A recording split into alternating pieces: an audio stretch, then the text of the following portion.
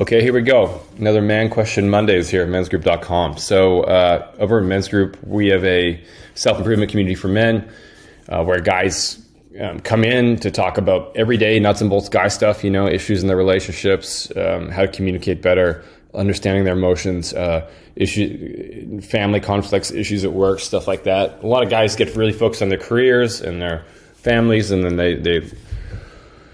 their friendships slip, especially as they get in the middle age, and then they end up in a situation where they don't, even though they're popular, successful men, some of them, they don't have anybody to talk to about the things that are on their mind. And so we have guys posting in our community every single day with questions around boundary setting and porn addiction and saving relationships, how to communicate better, and all these things like that. So today, I just saw there was a great post in our community from a guy named Aaron. Can't share any more details on him than that, but he said, he has always had trouble bottling up his emotions. I'll read it in how he wrote it. I have always had trouble bottling up my emotions. As I grew up as a male in the USA, we were taught not to show our feelings. In brackets, he said this, which is bullshit. I now have trouble regulating myself since having an injury. When I get overwhelmed, my defense mechanism is to go right into fight and anger mode.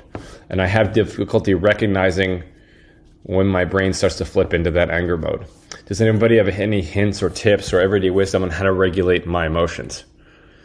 Fucking right on, Aaron.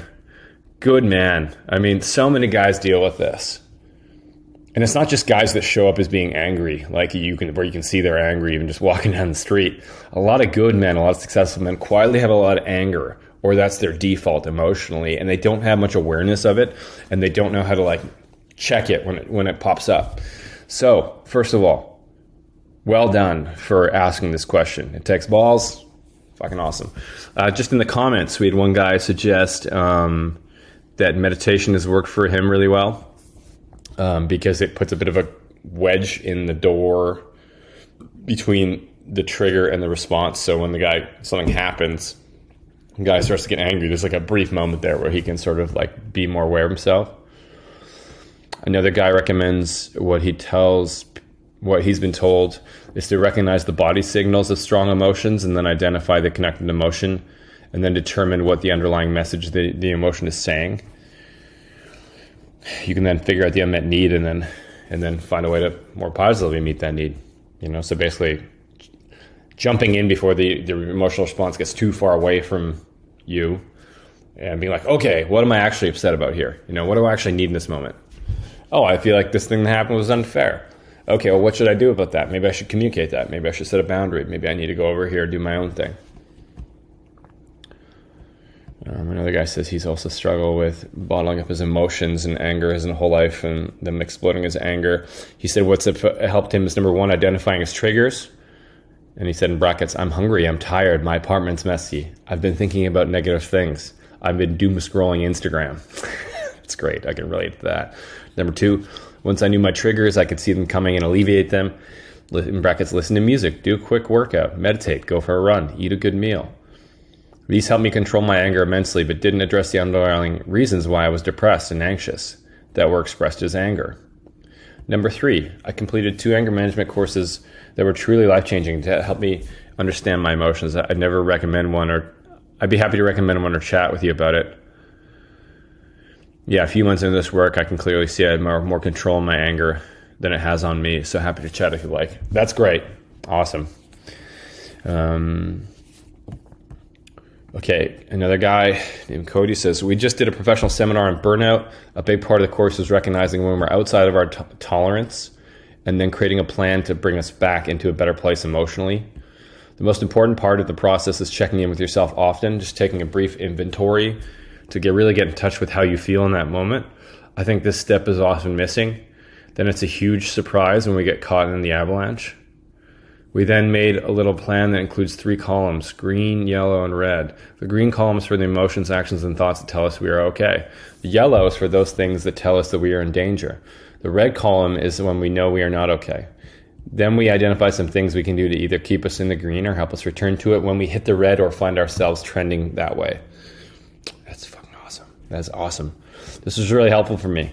It got me more in touch with myself and got me thinking about what works and what doesn't work. It was geared for healthcare workers, but I think it's a good exercise for everyone. The goal is to habitually examine your feelings and then take appropriate action before you go over the cliff. A couple other guys said, wow, that's awesome. I couldn't agree more. I'll explain why in a minute. And then a guy named Brian said, I found mindfulness meditation helpful.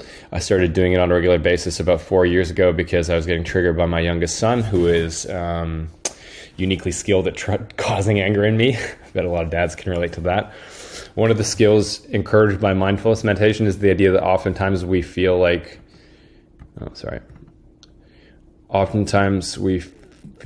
we're standing in the middle of a highway with emotions, trigger, stress, driving by all around us. We need to move to the side of the road and allow these things to pass us by, run through us. We observe, recognize, see them for what they are, but don't allow ourselves to be trapped up in the middle or get caught up in them. He says, I use Headspace app and really find it useful. So this is fantastic. Great support for Aaron's topic. Here's my response. Aaron, awesome you're getting into this, man. Again, most guys you see in the world, I'd say probably 80% of men have some level of anger issues, myself included.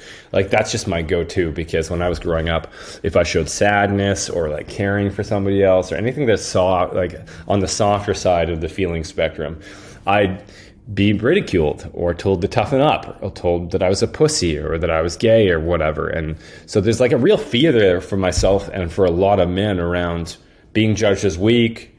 And it's visceral, it's visceral, like it's strong. We all feel it. And so, a lot of us are trained from an early age not to show those emotions, except the one exception is anger. Like, I remember playing hockey. If I'd get angry over something, I come back to the bench and my dad, who was my hockey coach, would say, good job, or good for you, And I've noticed that if I express anger around things, people get that. But if I say, I'm just having a low day, or I'm feeling sad because my pet died, people don't know what to do with that. So we're constantly being reinforced that most emotions are not okay, but anger is good. And so what a lot of guys do is when they feel anything, they go straight to anger. And I remember one guy said it really well that I know, who's just a friend of mine, from an acquaintance from around town. His wife, when he was gone and she found out that I ran a men's group, she says, my husband told me the other day that there's only two emotions. Happy, he's either happy or he's angry. And I was like, wow. That sums up how a lot of guys feel, probably. In reality, there's a spectrum of emotions. If you haven't yet, Google the emotions wheel. It's a fantastic just circle that says in the middle, like the 5 big emotions is like happy, angry, sad, but then it branches off of that. Like happy could be excited, or it could be content, or it could be, I'm blanking on other ideas, but like, angry could be agitated, could be frustrated, could be enraged, could be taken aback, there's always subtleties to emotions that a lot of guys miss. And so tools that I've used to improve my emotions and to get into that anger, first, recognizing that anger for a lot of guys sits as a cap on top of other emotions. So we will go to it first because that's what we know, but underneath is usually something else. The way that I learned this was actually, I was told, going through a breakup after a girlfriend cheated on me, I should hit a punching bag. If I go and smash a punching bag and get my anger out, kick it, whatever. So I bought one, and in my garage, and every time I'd get angry, I'd go hit it and move that energy. And like half the time, once I did it a few times, if I'd sit down and breathe after, all of a sudden, because that anger was moved, all of a sudden crying tingles would start to bubble up. Well up. Oh, feelings of sadness or feelings of low self-worth or whatever. And so understand that anger is usually hiding or, keeping away some other feeling. And if you just sit with it, if you just can just get through it, and especially express that anger energy through physical energy, through working out, through running, especially pushing away emotion. No! That can really get that out of the way. Then often the true feelings are there. And as one of the guys said here, then it's like an internal probe. Well, what am I actually feeling? What's actually going on? And often they'd be like, oh, I actually feel sad that this person didn't call me back, or actually feels kind of like that experience made me feel like I'm not important or whatever. I feel a little bit of sadness and I feel a little bit of anger. So part number 2 is learning to recheck in with yourself again, because part of that, a byproduct of that being told that we can't feel those things and can't express those feelings as men, is that we stop checking inside to see how we feel, you know? So but that is a muscle that you can flex and you can get better at. So setting probes down in your body, exploring in your body, being like, where is the tension? What am I actually feeling? Am I sad? Am I happy? And you will start to get more in touch with that stuff, and you'll know when it's coming up. And so I guess the first tool I recommend, like the other guys, is beyond just moving the energy physically, is, and anger is a unique one where you have to move it, would be, the second tool would be like punching bag meditation. What meditation does is it just over time, you just get to know your thought patterns, and you get to know how you think and what it feels like to think certain things and what happens in the body when you think certain things. And then that'll put a little bit of a gap between trigger, the event that has got you feeling uncomfortable, and then emotional ramp up.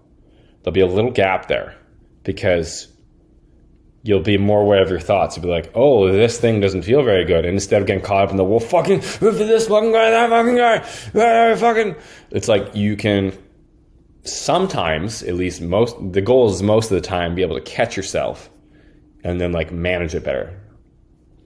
So number 3, for me, is talking myself back from the cliff. So when I do start to get ramped up, it's like, usually a lot of the stuff that we're getting angry about isn't really true. It's stories we're creating. So I got angry last week because a new friend here didn't text me back and also no-showed for a surf session. I was like, what the fuck? This guy not fucking, I put effort into this, fucking this and fucking that. And it turned out that like, he was just having a really tough time physically with his health. He had a huge health setback and was going through some remote relationship issues and some work issues. And he later apologized for that. And in reality, like, he had initiated a lot of our hangouts the week before and invited us to social stuff and invited me to surf sessions. So this whole like narrative I created of this is unfair, I'm being treated unfair, fuck this guy, was actually not accurate. He had been a good friend and he just 1 week needed to communicate less.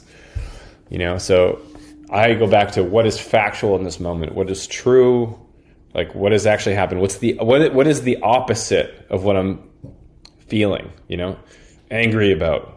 Where's the opposite to balance that out? Trying to think of anything else. Yeah, the emotions wheel, that'd be the 4th one.